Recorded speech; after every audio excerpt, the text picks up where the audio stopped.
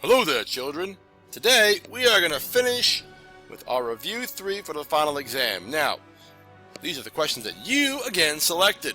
So, number 3 seems to be a question that everyone had on their mind. So, it says find the measure of angle B, and it's the law of cosines. Well, this one's tricky because in order to use the law of cosines here, I need to know all the sides in this case. I'm finding angle B, but I don't know all the sides, do I? So before I even start, I've got to find this missing side over here. Now, luckily for me, that's a straight application of the law of cosines.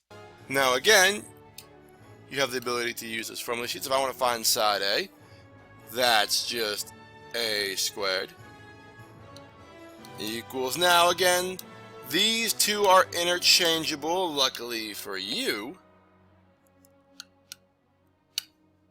And all I need to know is the cosine of angle A. Luckily, I do know what that is. That is 118 degrees. I'm going to make side C here 14. Side B 24. That's going to make this 14 squared plus 24 squared. Now, this is a straight. Put it into a calculator and mash it. What do I mean by that? If you were to type all of this in, you're going to get A squared equaling 1087.4849. You go ahead and square root that little creature roughly, and you're going to get A equaling 32.97. Excuse me, 97, not 99, if I could, actually write what I was typing. 977036. That's going to be our A value over here. That's going to be, now, is that what I asked for? No, it's not yet, but I'll get to that in a second. Now that I have all the sides here, I am easily able to find out what angle B is. Now, you could attack this with the law of sines now if you wanted to. You're more than welcome to do that. But let's go on and find angle B, which is what they asked me to solve for in the first place, using my law of cosines. Now, I know this information here, and now I'm trying to find what? Angle B, which means I've got to get this cosine by itself eventually. But before I do that, I'm going to put everything in that I know. I know what side B is, 24 square that. I know what side A is now. Now, on my calculator, truth be told, I didn't intermittently round this, and you shouldn't either. Use the full value that your calculator provides. I only stopped writing this, but I have the full value nestled into my calculator. As should you. Side C is 14. Now, I'm going to go ahead. That's decimal point there.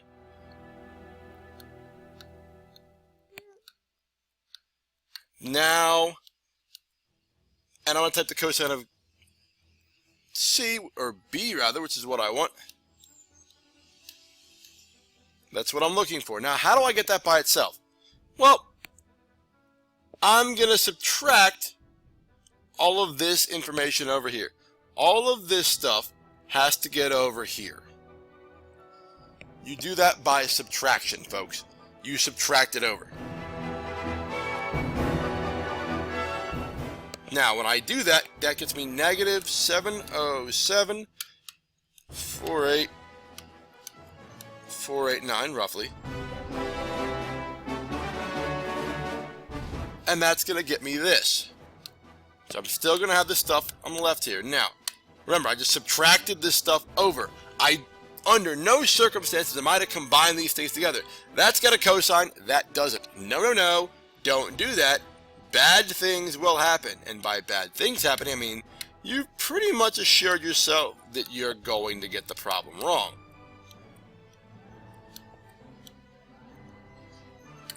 And again, cosine of B in green, because that's what I'm looking for. Now, how do I solve for this stuff? I'm going to divide both sides by that.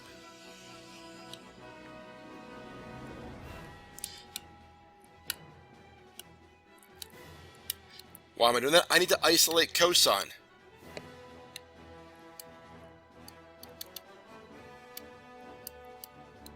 So we go on our little math adventure here. Now, here's how you know if you did this right. It's cosine, which some of you might have forgotten, but you're not allowed to have cosine that's bigger than 1, or less than -1. So if this gives you like 1 point something, or -1 point something, you know, oops, did it wrong. Luckily in this case, when I do that, it gets me this. 0.76620948. Now, did that solve for angle B? No, it didn't. How do I do that, folks? That is good old cosine to the negative first of that particular value. Now, truth be told,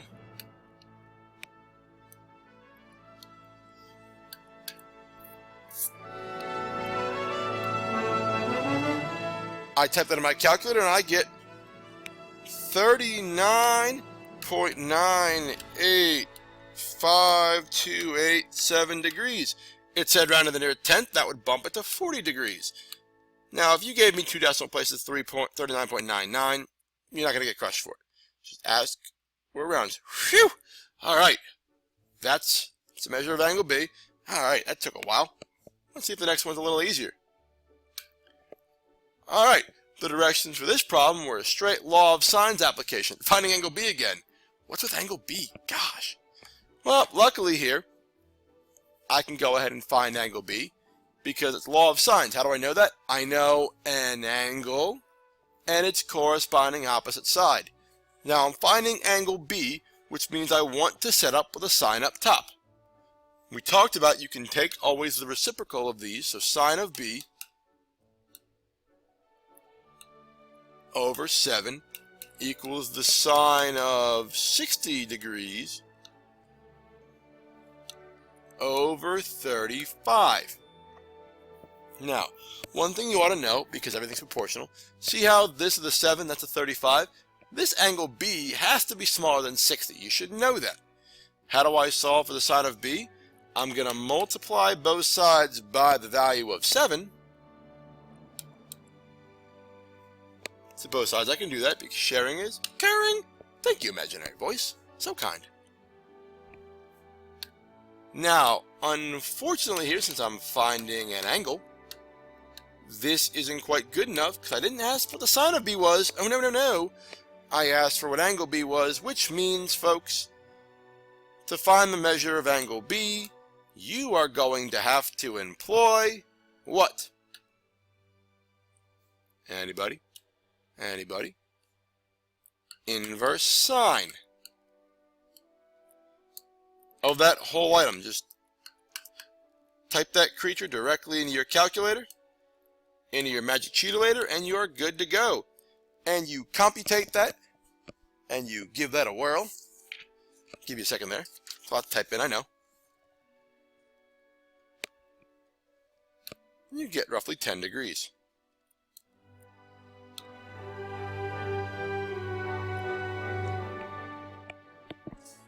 Oh, happy days are here again.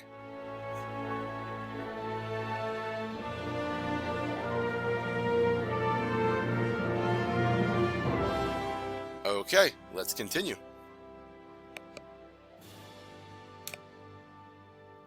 Now, find the measure of angle A.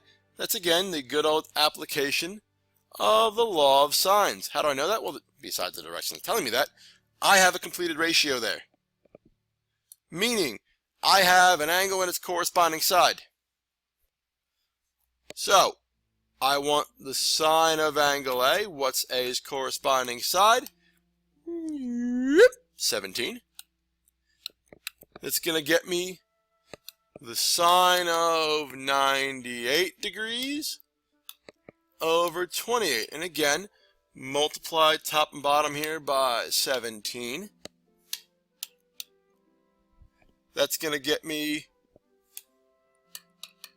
the sine of A equaling this particular item.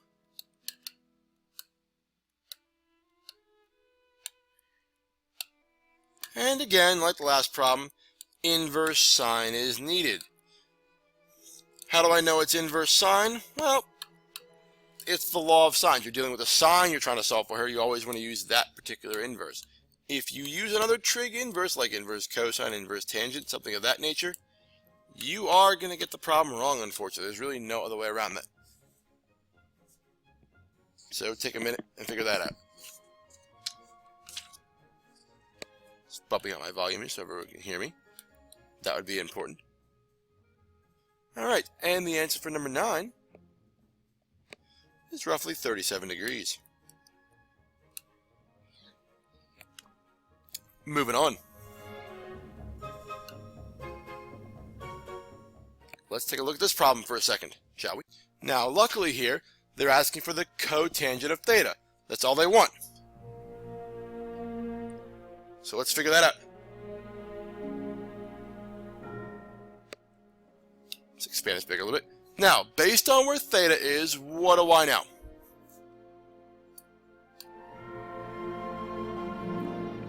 I know the following.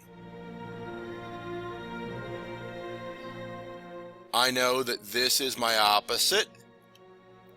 This is my hypotenuse. And that this is my adjacent. What's the definition of cotangent? The cotangent of theta, remember, is adjacent over opposite. Because tangent's opposite over adjacent. Now, that means what? Oh, they gave me this triangle. So that means adjacent's 20, and the opposite's 4 roots 11. Now I can reduce that down quickly. I know 20 over 4, that's a 5, and that's a 1. Alright, well, no big deal. Sweet. Done. Ooh, wait a minute. Hold up. Hey, that's not okay. Can't have a radical denominator. I must rationalize. That means multiply top and bottom by whatever that radical is. And the trumpet shall sound. Indeed, 5 root 11 over 11. Don't cancel those 11s out. One's in a radical and one's not. So one's in the house, one's out of the house. You can't play ball with someone in the house if you're out of the house. That's just a general rule of thumb. Done. Let's move on. Let us quest for the next problem. Another cotangent problem. Aha. Alright, this is interesting because I have to find out where theta is. Based on theta, this is my hypotenuse. I know that immediately. Let's try this over the middle here so everyone can see it. Why do I know that immediately? Well, there's my right angle, there's my hypotenuse. This is the opposite because it's directly across from my theta, making this the adjacent. Now, when I do this, definition of cotangent, I'm not going to go over that again in great detail because we know that, or should, and if you don't, you've got that wonderful formula sheet that you can put things on. So adjacent here is 8, opposite is 15. Is that what they asked for? They asked for the cotangent of theta. Can I reduce that at all? No. So I'm done. Thus ends the third review. The trumpet shall sound. We are done the quest. Continue. Go henceforth and do. Oh, happy days are here again. Commence.